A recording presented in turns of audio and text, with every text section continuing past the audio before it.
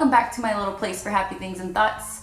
So if you are familiar with Disney's California Adventure, you'll know that there's this little place there called the Cove Bar, which is well known for their fun and fruity cocktail drinks, but is even more famously known for their lobster nachos. They are just the most tasty thing ever. It's like one of the main reasons that I love to go visit California Adventure. And people are obsessed with them. People wait like for about an hour, if not sometimes even more, just to get in there to try them. However, if you have not heard the recent news, the Cove Bar has unfortunately shut down along with the rest of the pier because Disney is remodeling it and turning it into Pixar Pier. So that means that lobster nachos are no more. I really do hope that they will bring them back. It doesn't really look like it right now, but who knows. However, in the meantime, I'm really craving them. And so I thought I would make them and I'd show you guys how to make them too. So that's what we're gonna be doing today. So with that said, let's get into making these tasty, delicious, magical, heavenly nachos. Okay, so to make these, you are going to need 1 tomato, 1 onion, a small bunch of cilantro, 1 jalapeno, chipotle sauce, Mexican crema, which is kind of similar to regular sour cream, except that it's a little bit more velvety, it's more rich in texture, and it tastes sort of buttery. You're also gonna need about 20 tortillas, more or less, black beans, Queso Oaxaca, which is a little bit hard to find if you don't have a Mexican store near you. Usually you can find it there, but if you don't have that, you can also use Monterey Jack cheese, which is a great substitute for dishes like this because it's really melty. You'll also be needing some sharp cheddar cheese, and of course, lobster. I actually ended up using Langostino Tails, which is Spanish for little lobsters or baby lobsters. It's kind of related to the lobster. It's up to you what you want to use, but these are gonna work for me today. You're also gonna need some salt and pepper, and then finally some cooking oil. Okay, so let's start first with making the pico de gallo, which is part of the topping that goes on the nachos. To make it, you're gonna need your onion, your tomato, and your cilantro. You're gonna start off by first dicing your tomato. For the onion, I'm not dicing up the entire thing. I'm only putting about 1/4 of it, but it's really up to you how much you like to put in your pico de gallo. When chopping up your cilantro, make sure to set a bit to the side because you're gonna need that for later. Once your ingredients are all diced up, you're gonna grab them, put them in a bowl, and then sprinkle on some salt to taste. Now would also be a good time to dice up your jalapeno. And when chopping it, you just want to slice it into some thin slices. And finally, you can set that aside too.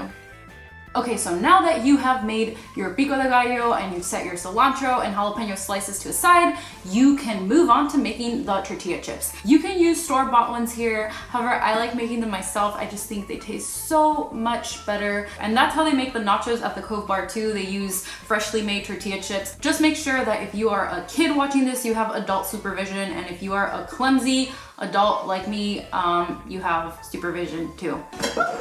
Mason? So when making your chips, you are gonna wanna grab your bunch of tortillas and chop them up into triangles. So you can just chop them up into fourths.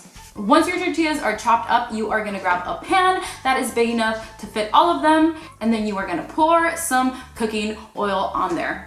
So before you put your tortillas in, make sure that you heat up the oil and it's hot enough for you to cook them. So the way you can make sure that it's hot enough is by putting 1 tortilla chip in there, and once you see that it's nice and brown and it's sizzling, you're good to go. You're also gonna wanna make sure that you have a plate layered with some paper towels so that you can place the chips in there as they are ready. And the way you know that they are ready is of course when they start browning and looking nice and crispy. Oh, and when cooking these, make sure that you use medium heat. You don't want it to be too high because if not, they're gonna burn easily.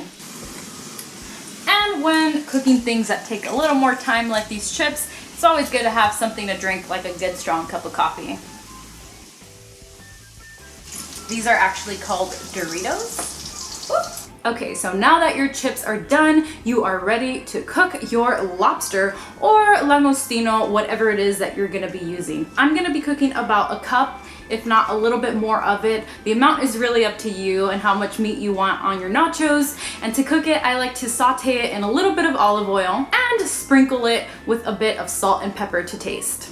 Disney's lobster nachos are also topped off with a Chipotle Crema. So to make that, you are going to take about half a cup of your Mexican crema and a tablespoon or so of the Chipotle sauce and mix those two together.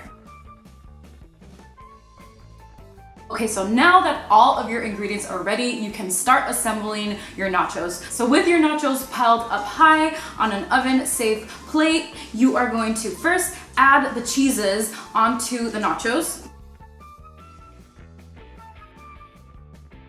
And then you are gonna put it into the oven until the cheese gets nice and melty. Once that is done, you can move on to adding the rest of your toppings like the beans, pico de gallo, the lobster, Mexican crema. Finally, you are going to garnish with a little extra cilantro and your jalapeno peppers.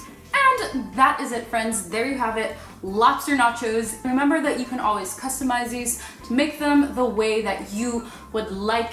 I think it is time for a taste test. I want a little bit of everything on there. Yep, definitely worth it. If you like this video, make sure to give me a like and subscribe for more videos like this one. I do lots of Disney DIYs and tons of other things on this channel. Click on the notification bell so you get notifications when I upload stuff. And if you guys would like to see more cooking videos, let me know. Tell me in the comment section below what you would like to see. Thank you so much, you guys, for watching. As always, sending you a big virtual hug, and I will see you guys next time. Bye. Yep. It's the Oaxaca cheese, huh?